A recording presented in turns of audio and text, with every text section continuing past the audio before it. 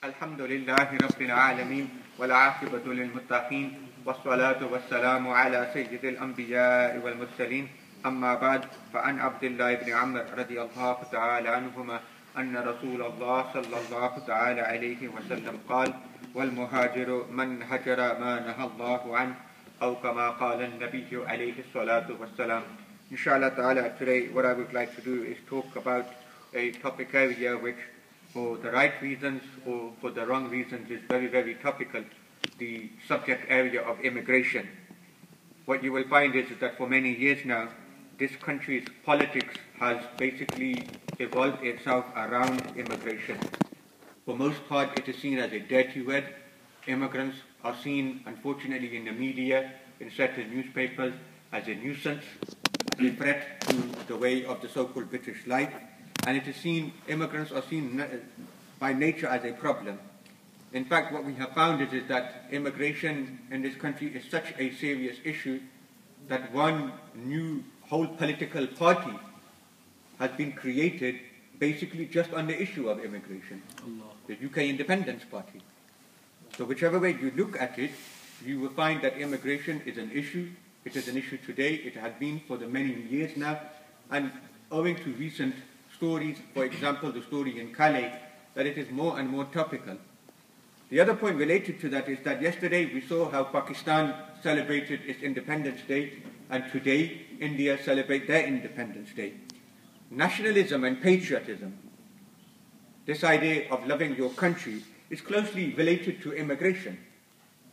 Why is it closely related to immigration? Basically because those who are against it, those nationalists and those who are against immigration as a whole, they argue that if you let a flood of immigrants into your country, they have their own norms, they have their own culture, they have their own values. And when you let them into the country, for example, United Kingdom, then what is it doing? It is diluting the British values. No one knows what British values is anymore. They come with their own language. They come with their own dress code. They come with their own idea and thought. And the people who are nationalists by nature, patriots you could say, they say, what is happening to our country? We don't know what British values are anymore. So owing to that, this is also a talking point for many. Nevertheless, it is a serious issue. There is a more humane side. Put the politics to one side for a moment, it is a very serious issue. Millions, unfortunately, and most of them children, have been displaced in Syria and Iraq. They have had to migrate from one place to another. We have no idea what that feels like. That, there's a small damage that happens in your home and you are saddened by it, you cry because of it. What happens if you lose your entire home and everything that you have? People have died in trying to get into this country. People are living very rough in Calais and in the lights. In Libya, we see how many boats have drowned because of this. It's a serious problem. People are losing lives. Children are losing their fathers. Girls, women are becoming widows. We have to talk about this issue in particular. What does Islam have to say about it?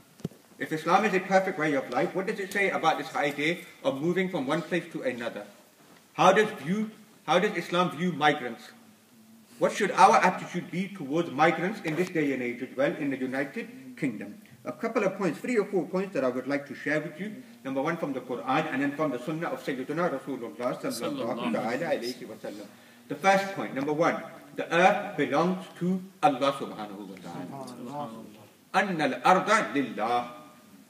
Yurisuha man yasha'u min ibadihi. These boundaries that we see between countries, it is temporary, it is short-lived. They are man-made. In reality, the earth belongs to Allah subhanahu wa ta'ala. All land belongs to Him. He decides who lives where. It is not for David Cameron to decide. It is not for Nigel Farage to decide. It is not for the United Nations to decide. In reality, Allah subhanahu wa ta'ala, He is the Malik and He is the Waris of all of the earth that we see around us. Number two, the second important point which Islam promotes. Number two is everyone is an immigrant. It's a reality, isn't it? No one is purely British. No one is purely Pakistani. No one is purely Indian. Everyone in one way or another is an immigrant. Everyone had their roots elsewhere. Even in this country, subhanallah, we talk about Britishness. There is no one who is more British than our Queen. When she speaks, we say, look, this is perfect British English. She represents everything which is about British, isn't it? Is she totally British? She's not. She has roots from Germany. If you go back a generation, she has relatives in Germany. No one is totally British. No one is totally, you could say, free from that. So do not blast immigrants when you yourself are one. Do not say, like the media like doing, that, oh, these immigrants are coming into this country. You are an immigrant yourself. You came from somewhere else as well. Certainly do not use derogative language towards them. David Cameron recently, he said that a swarm of immigrants are coming over. Describe them as some kind of parasites.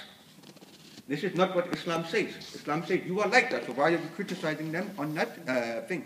And look at the hypocrisy sometimes, that when people come into this country, what do they call them? They call them immigrants. Immigrants is a very low word. They have treated it in a condescending manner. But on the other hand, when the British people, they go abroad to live there, when they go abroad to work elsewhere, do they call them immigrants then? No, they call them expats. Expat is seen as a more polite word. A person who has gone on a professional basis to live elsewhere. You can see even in language, they are degrading these people who have come to this country. When these same people go elsewhere, they use polite language. This is double standards. We are not in favor of that. In fact, if you look at it from another perspective, from a wider perspective, you will find that, subhanAllah, all people are immigrants to this world. This dunya, it is alien to us. Our forefather, Sayyidina Adam, alayhi salam, he was not born on this world, and he does not want you and I to live on this world. Our real goal and our real home is Jannah. We are here on a short-term period. It doesn't matter who this land belongs to. It doesn't matter who is a migrant and who is not. In reality, this is not our home. Our home is Jannah. Number 3, Islam openly promotes the idea of traveling for the sake of a better land, especially when one person finds it difficult to worship Allah subhanahu wa ta'ala. Islam likes that idea. And you know very well what is it called in Islam? It is called hijrah. And a person who does that is a muhajir. Muhajir, let me make it perfectly clear, it is not a condescending or derogative term in Arabic or in Islam. It is a very sharf, it is a very musharraf term, you could say. Honored term. A person who is a muhajir is seen in a good light. Certainly think about the muhajirin in the time of the Prophet sallallahu ta'ala alayhi wa sallam. Subhanallah, like the Khulafai Rashidin, they were great individuals. So when it comes to Islam, you will find that the history of Islam was based on people migrating from one place to another. And not least, our Prophet sallallahu alayhi wa sallam migrated from Makkah to Medina Sharif. We all know that story. Even before that, there was a very famous case, and people who study history will know this, whereas Muslims, they migrated from Makkah Sharif to Abyssinia, modern-day Ethiopia. Very briefly, let me explain what that was about. In the 5th year of revelation, it came a point in Makkah where it was very difficult for Muslims to act upon Islam. They were being persecuted by the evil Makkans day and night. So the Prophet sallallahu ta'ala alayhi wa sallam encouraged a small group of Muslims to migrate to Abyssinia. They knew that there was a king, a Christian king called Najasi. He was treating the Muslims well there. He was hospitable.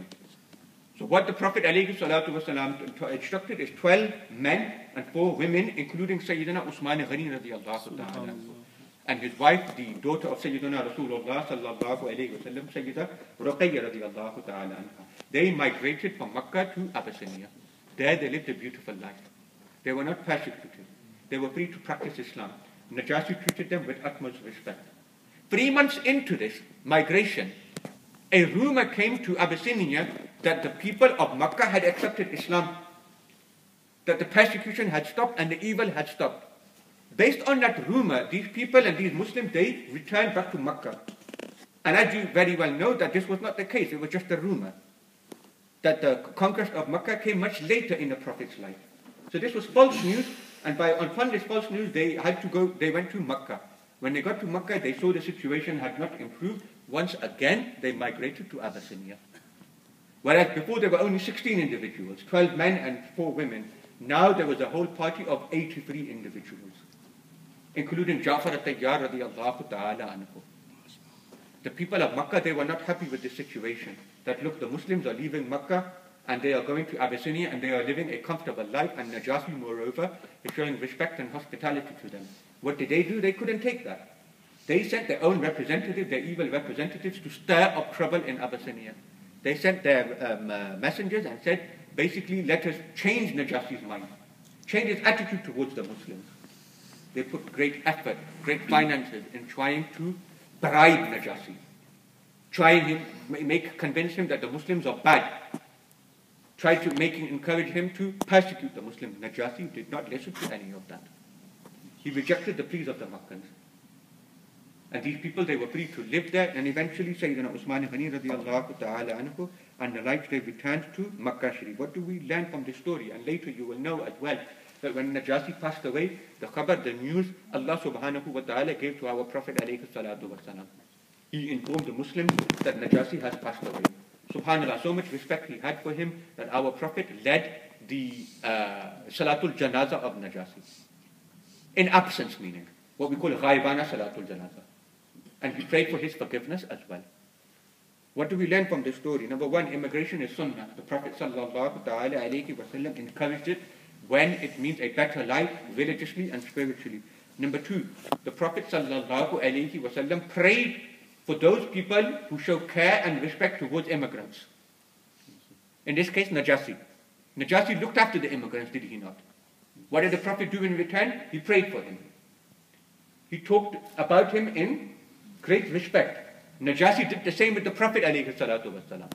Najashi himself said that were it not for my kingdom, that I would certainly travel to Hijaz and I would show respect to Sayyiduna Rasulullah. And the words he used was that I would perform the wudu of Sayyiduna Rasulullah, meaning I would do it for him. So this is the respect that he had for him. Number three, troubling migrants, causing them nuisance, calling them wrong names, giving them a hard time. Whose sunnah is this? It is the sunnah of Abu Jahl and Abu Lahab, the people of Makkah. They are the ones who were troubling the immigrants who had gone to Abyssinia. So those people who trouble the immigrants and speak lowly of them, in reality, they are not following the sunnah of Sayyidina Rasulullah sallallahu ta'ala alayhi wa sallam. The reality is, and upon this I will conclude, is that I think in this day and age, the emotion and the humanity of the immigration crisis has been taken out. People don't talk about them as people anymore. People don't talk about them as individuals, as parents, as brothers, as sons, as daughters. They treat them as a commodity. Why are they coming into this country? They are taking a humanity out of humans. Our Prophet sallallahu alayhi wa sallam always encouraged us to be human with humans. We forget that in this day and age. We should be proud of those people who have migrated. Certainly each and every person in this room has roots elsewhere. We are all immigrants. So if we are all immigrants, then when you come across someone, that if they treat you with respect and dignity, do the same with them. And finally, and this is the hadith that I read to you, that you can get the reward of an immigrant even if you simply run away from those things which Allah has prohibited. The Prophet ﷺ said, وَالْمُهَاجِرُ مَنْ هَجَرَ مَا نَهَى اللَّهُ عَنْهُ. A muhajir is a person who migrates from something that Allah has prohibited. You stay away from haram food, you are a muhajir. You stay away from the city centers and the bingo halls, you are a muhajir. So Allah subhanahu wa ta'ala and His Messenger would only use such a term as muhajir if it had sharf, if it had honor, if it had decency. This is what our religion teaches, and may Allah subhanahu wa ta'ala encourage us all to show humanity towards humans and to show compassion towards them. Ameen. Wa ma alayna illa al-balagh al-mubin.